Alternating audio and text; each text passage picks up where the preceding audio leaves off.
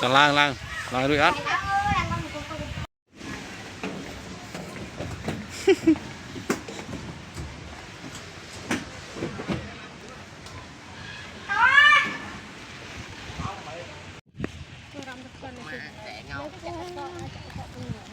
Pra được có ngày hôm nay.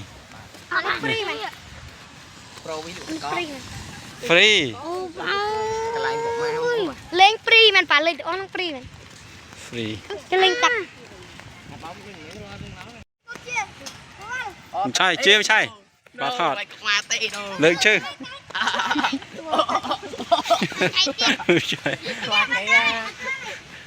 Đi máy cồn.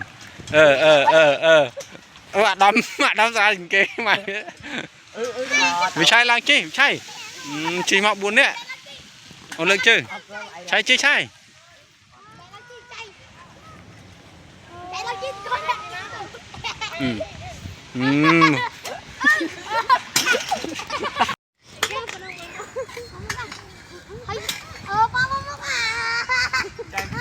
Hãy lên chơi, xíu mai lên chơi phót. Tại sai đi, cây ăn đi. Cái này bố ba lên chơi. Holy shit, man. Mày.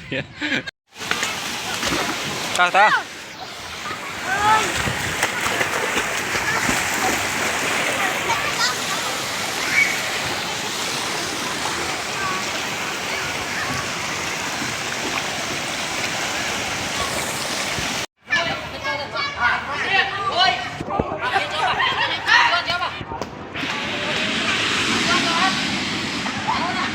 Mệt mé con.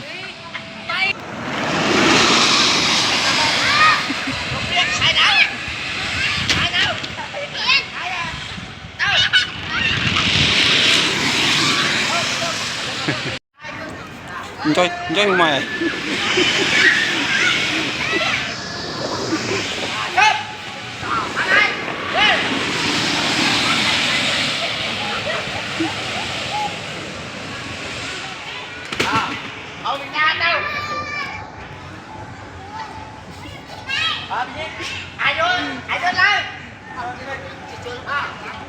Làm mình mà đam slide lôi mày lôi mày còn nhưng mày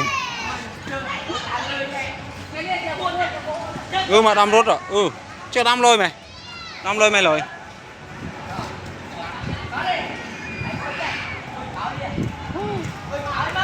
tao khơi lôi không biết đam lôi mày chơi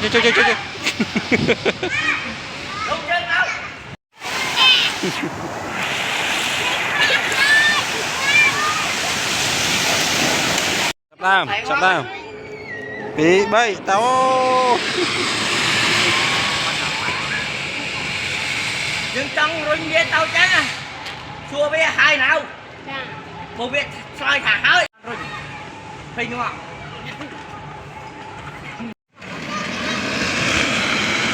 mà chập đam lướt năng đi là cái đó mất lướt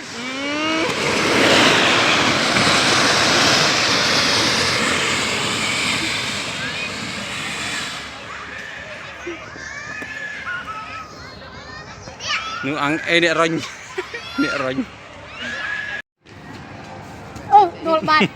Xinh hello mọi người xinh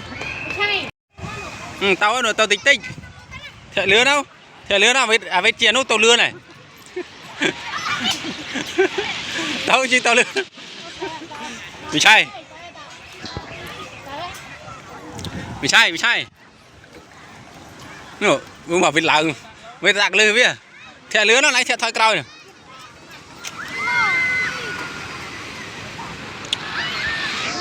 mở bên này thẻ lứa đó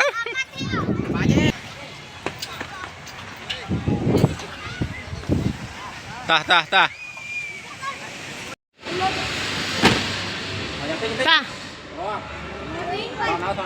Từ.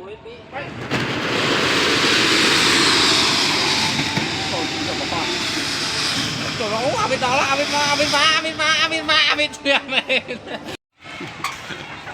đau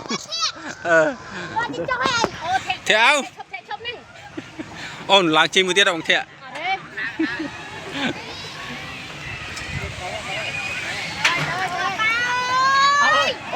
này đây đại pi chọp là nặng hai bàn lấy đại pi rồi trái đi ôi đi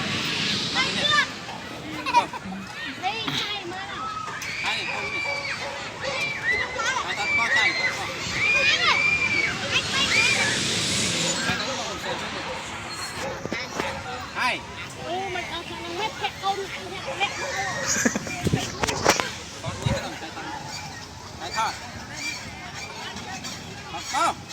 cho năng nhở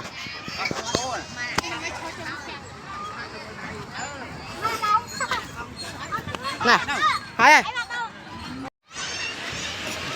trai mâm này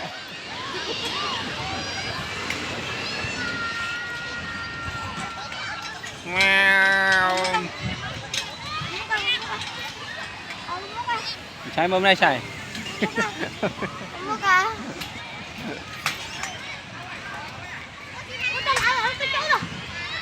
ô được lắm nó trong rồi này này đam chơi sạo ca này anh ăn pun vía ai lời đó nội chia nó ăn nặng này ạ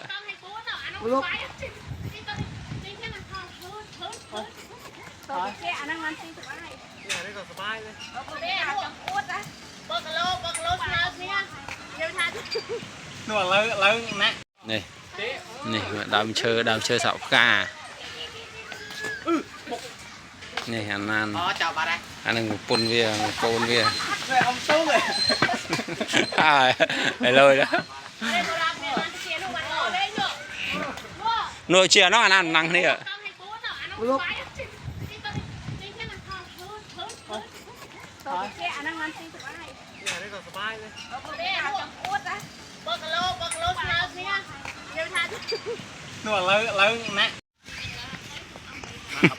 chứ ao một túc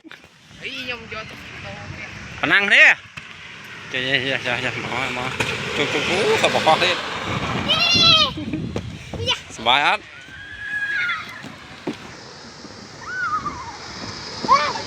đam chênh